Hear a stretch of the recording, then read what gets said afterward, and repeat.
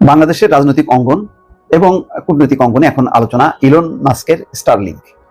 এক স্টারলিংক দিয়ে doctor Mohammad Yunus connect হয়ে গেছে আমেরিকার সাথে, ট্রাম্পের সঙ্গে, ইলন মাস্কের সঙ্গে। আর ডক্টর ইউনূসের এই বুদ্ধিমত্তায় স্টারলিংক থেকে একেবারে বিচ্ছিন্ন হয়ে গেছে অথবা আউট হয়ে গেছেন নরেন্দ্র মোদী। হায় হায়, আল্লাহ যদি ইউনূস সরকারকে না আনতো কবেই তো লয়ে যেতেন যে আপনারা, কারণ আপনাদের হুতাশ দেখা মনে হয় যে আপনাদের অঙ্গরাজ্য হারায় ফেলাইছেন। কলকাতার সাথে একটা অঙ্গরাজ্য বাংলাদেশ। দুঃসংবাদ আওয়ামী লীগের জন্য এবং ভারতের জন্য। দল হিসেবে আওয়ামী লীগকে নিষিদ্ধ করার দাবি আবারও জোরালো হচ্ছে। 6 মাস ধরে দেশের রাজনৈতিক অঙ্গনে বিষয়টি নিয়ে নানা আলোচনা, তর্ক বিতর্ক। এখন নতুন করে দলটিকে নিষিদ্ধের দাবিতে পুরো মাত্রায় সোচ্চার জাতীয় নাগরিক কমিটি ও বৈষম্য বিরোধী ছাত্র আন্দোলনের নেতৃত্ববৃন্দ সহ বিভিন্ন মহল। এই নির্বাচনকে সামনে রেখে বিন্দু মাত্র ক্ষমতার অপব্যবহার করার চিন্তা করে যে কোনো বাংলাদেশের একটি সেন্টারে, তাহলে ওই সেন্টারটি হবে আমাদের পাল্টা আরেকটি অভ্যুত্থানের ক্ষেত্র। আসসালামু আলাইকুম প্রিয় দর্শক, বাংলাদেশের রাজনৈতিক প্রেক্ষাপট বা রাজনৈতিক পরিস্থিতির উপর বিশ্লেষণ করে আপনাদের সামনে কিছু গুরুত্বপূর্ণ ভিডিও ফুটেজ নিয়ে হাজির হয়েছি। এমনকি দর্শক, আমি আশা করছি যারা ভিডিওটি অন করেছেন তারা ভিডিওটি না টেনে সম্পূর্ণ মনোযোগ সহকারে দেখবেন, তাহলে এই ভিডিওর মূল রহস্য বা আসল ঘটনাগুলো জানতে বা বুঝতে পারবেন। তো প্রিয় দর্শক, আমি আর বেশি কথা বাড়াবো না, চলুন দেখে আসি আজকের সেই কাঙ্ক্ষিত ভিডিওগুলো। তবে তার আগে বলি, যারা এখনও চ্যানেলটি সাবস্ক্রাইব করেননি তারা সাবস্ক্রাইব করে পাশে থাকা বেল আইকনটি বাজিয়ে দিবেন, আর যারা ইতিমধ্যে সাবস্ক্রাইব করে রেখেছেন তাদেরকে অসংখ্য ধন্যবাদ। তো চলুন দর্শক, একটা লাইক দিয়ে আমরা ধারাবাহিকভাবে সকল ভিডিওর বিস্তারিত আলোচনা দেখে আসি। বাংলাদেশের রাজনৈতিক অঙ্গন এবং কূটনৈতিক অঙ্গনে এখন আলোচনা ইলন মাস্কের স্টারলিংক।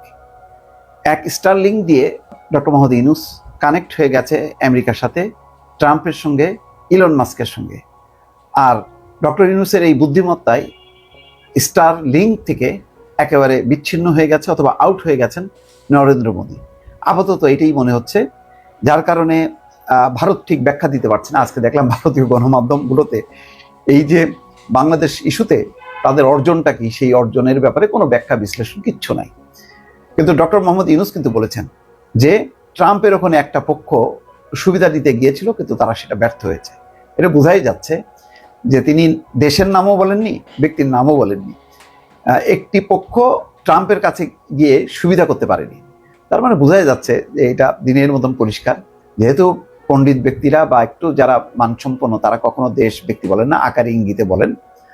এটা শেখ হাসিনা বললে হয়তো একদম সরাসরি নাম ধরে বলতো আর কি। তো ডক্টর মোহাম্মদ ইউনূস সেই সৌজন্যতা রক্ষা করেছেন।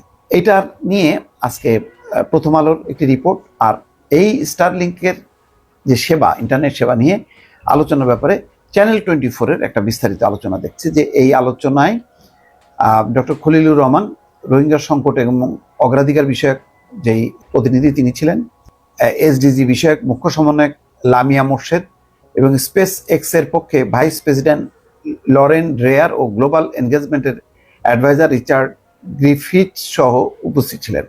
আলোচনা অধ্যাপক ইউনূস এবং ইলন মাস্ক স্টারলিংকের স্যাটেলাইট যোগাযোগে বিশেষ করে বাংলাদেশের উদ্যোগী যুবক, গ্রামীণ ও পিছিয়ে পড়া নারী এবং প্রত্যন্ত অঞ্চলের কমিউনিটির রূপান্তরমূলক প্রভাবের উপর জোর দেন। এছাড়া কম খরচে কিভাবে উচ্চগতির ইন্টারনেট সংযোগ বাংলাদেশে শিক্ষা, স্বাস্থ্যসেবা এবং অর্থনৈতিক উন্নয়নে ক্ষমতায়ন অনুন্নত অঞ্চলে এবং এর লাখ লাখ ক্ষুদ্র উদ্যোক্তাকে জাতীয় সীমানার বাইরেও প্রবেশাধিকার দিতে পারে সে বিষয়ে তারা আলোচনা করেন। ইউনূস বলেছেন, বাংলাদেশের অবকাঠামোগত স্টারলিংকের সংযোগ লাখ লাখ মানুষের জন্য নতুন সুযোগ তৈরি করবে এবং দেশকে বিশ্বব্যাপী ডিজিটাল অর্থনীতিতে আরও ঘনিষ্ঠভাবে সংহত করবে। তিনি বাংলাদেশ এবং বিশ্বের অন্যান্য অঞ্চলে প্রযুক্তি চালিত সামাজিক এবং অর্থনৈতিক প্রবৃদ্ধির পূর্ণ সম্ভাবনা উন্মোচন করতে মাস্কের সঙ্গে কাজ করার আগ্রহ প্রকাশ করেন। প্রধান উপদেষ্টা বলেন, স্টারলিংক হবে গ্রামীণ ব্যাংক এবং গ্রামীণ ফোনের একটি সম্প্রসারণ, যা গ্রামের নারী এবং যুবকদের বিশ্বের সাথে সংযুক্ত করার পথপ্রদর্শক হতে পারে। তারা বিশ্ব নারী এবং শিশু এবং বিশ্ব উদ্যোক্তা হয়ে উঠবে। জবাবে স্টারলিংক দারিদ্র্য বিমোচনে এর বৈশ্বিক প্রভাব স্বীকার করে গ্রামীণ ব্যাংকের ক্ষুদ্র ঋণ মডেলের প্রশংসা করেন। মাস্ক বলেন, তিনি বহু বছর ধরে গ্রামীণ ব্যাংক এবং গ্রামীণ ভিলেজ ফোনের কাজের সাথে পরিচিত ছিলেন। স্টারলিংকের মতো প্রযুক্তিগত অগ্রগতিগুলোকে কাজে লাগিয়ে বাংলাদেশে উদ্ভাবন, অর্থনৈতিক ক্ষমতায়ন এবং আর্থিক অন্তর্ভুক্তিকে আরও এগিয়ে নিতে পারে বলে নিজের আস্থা ব্যক্ত করেন। জাতীয় উন্নয়নে এই উদ্যোগের তাৎপর্য তুলে ধরে অধ্যাপক ইউনূস স্টারলিংক পরিষেবার সম্ভাব্য প্রবর্তনের জন্য ইলন মাস্ককে বাংলাদেশ সফরের আমন্ত্রণ জানান। মাস্ক তাতে ইতিবাচক সাড়া দেন, বলেন আমি এর অপেক্ষায় আছি। এদিকে প্রথম আলোর আরেকটি রিপোর্টে আছে ইলন মাস্কের স্টারলিংক বাংলাদেশে এলে সুফল কি হবে, কত খরচ হবে। আচ্ছা, প্রশ্ন হলো স্টারলিংক বাংলাদেশে এলে কি সুফল পাওয়া যাবে, এর একটা উত্তর প্রথম আলোতে আছে। যে প্রযুক্তি খাতের সংশ্লিষ্টরা বলছেন স্টারলিংক বাংলাদেশে এলে দুর্গম এলাকায় খুব সহজে উচ্চগতির ইন্টারনেট সেবা পাওয়া যাবে। ফলে ইন্টারনেট সেবার ক্ষেত্রে গ্রাম ও শহরের পার্থক্য বুঝে যাবে। গ্রামে বসে উচ্চগতির ইন্টারনেট ব্যবহার করে ফ্রিল্যান্সিং সহ ইন্টারনেট ভিত্তিক কাজ করতে পারবেন তরুণরা। দুর্যোগের পর দ্রুত যোগাযোগ প্রতিস্থাপনে বড় ভূমিকা রাখতে পারে স্টারলিংক। আরেকটি সুবিধা হলো গোপনীয়তা রক্ষা করে, যোগাযোগ রক্ষা করে স্টারলিংক। অবশ্যই স্টারলিংক ইন্টারনেট ব্যয়বহুল, সাধারণ মানুষের পক্ষে তা ব্যবহার করা কঠিন। তবে বলছেন যে দেশে বিদ্যমান ইন্টারনেট সেবার মান নিয়ে সমস্যা রয়েছে। স্যাটেলাইট সেবা এলে যারা মানসম্পন্ন ইন্টারনেট চান তাদের জন্য বিকল্প সুযোগ তৈরি হবে। তার মানে খুবই মানসম্পন্ন একটা স্যাটেলাইট। এটা অধ্যাপক BM মাইনুল হোসেন, বাংলাদেশ ঢাকা বিশ্ববিদ্যালয়ের তথ্য প্রযুক্তি ইনস্টিটিউটের অধ্যাপক, তিনি বলছেন যে স্টারলিংক স্যাটেলাইট ভিত্তিক ইন্টারনেট সেবা দেয়, তার দিয়ে তার সংযুক্ত করতে হয় না। তাই স্টারলিংকের মাধ্যমে দুর্গম অঞ্চল ইন্টারনেটের আওতায় আনা যাবে। যাক, বোঝা যাচ্ছে এটা তো খুবই ইলন মাস্কের প্রতিষ্ঠান, তো আর যেন তেন না। তবে এর একটা রাজনৈতিক দিক হলো, এটা তো এমন একটা সময় ডক্টর ইউনূস ইলন মাস্ককে আমন্ত্রণ জানিয়েছে যখন ঠিক নরেন্দ্র মোদী একেবারে মার্কিন যুক্তরাষ্ট্র সফরের ঠিক আগ মুহূর্তে। সুতরাং এটার একটা রাজনৈতিক দিক আছে। সেই রাজনৈতিক দিক হলো স্টারলিংকে বেশ মোটামুটি ভালোভাবেই যুক্ত হতে যাচ্ছেন ডক্টর মোহাম্মদ ইউনূস। আর অন্যদিকে স্টারলিংকের একটা সংযোগে বা বিচ্যুতিতে অনেকটা আরেক প্রান্তে পড়ে গেলেন নরেন্দ্র মোদী। এটি হচ্ছে একটা রাজনৈতিক একটা ফলাফল, এটা বলা যায়।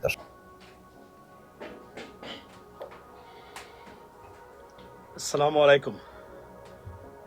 ব্রেকিং নিউজ, একটা ব্রেকিং নিউজ নিয়ে আসলাম আপনাদের জন্য। সেটা হচ্ছে ব্রেকিং নিউজের নাম হলো খেলা ফাইনাল।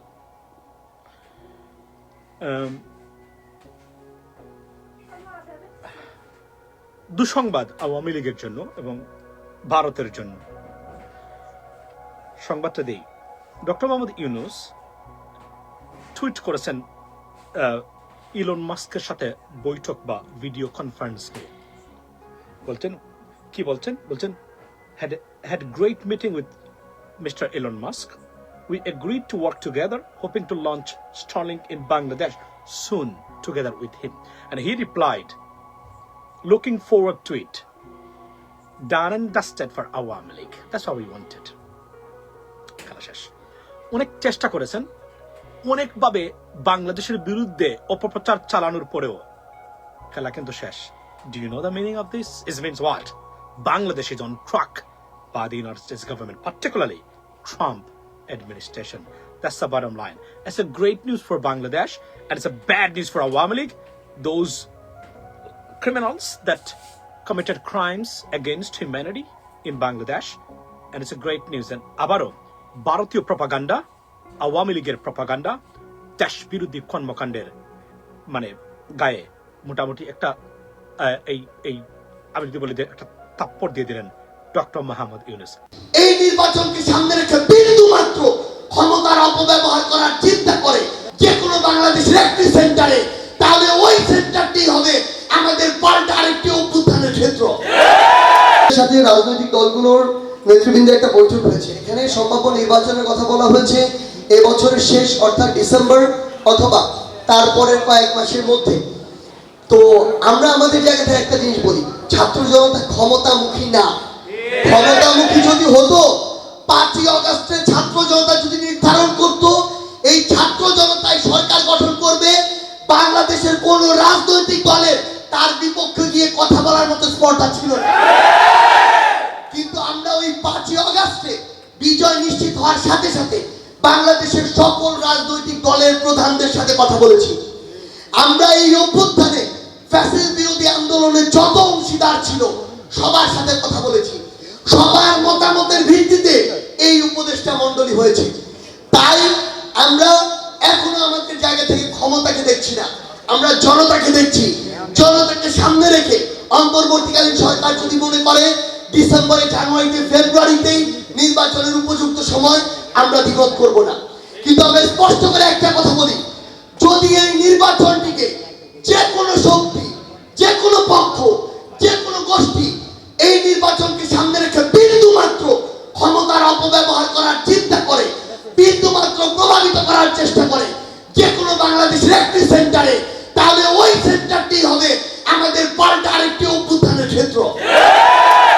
এই নির্বাচন বাংলাদেশের অর্ধ শতাব্দীর ইতিহাসের সবচেয়ে সেরা স্বচ্ছ নির্বাচন হতে হবে। এতে বাংলাদেশের কোনো একটি রাজনৈতিক দল যদি 300টি আসনও পায় আর কেউ যদি কিছু না পায়, তাতেও আমাদের আপত্তি থাকবে না। প্রিয় দর্শক, আমি আশা করছি ভিডিওটি সম্পূর্ণ মনোযোগ সহকারে দেখেছেন। সেই সাথে ভিডিও সম্পর্কিত কোনো তথ্য বা মতামত থাকলে কমেন্ট বক্সে জানিয়ে যাবেন। আজকের মতন এখানে শেষ করছি। ফিরে আসছি আগামী দিনে অন্য কোনো টপিকস নিয়ে। সে পর্যন্ত ভালো থাকবেন। আল্লাহ হাফেজ।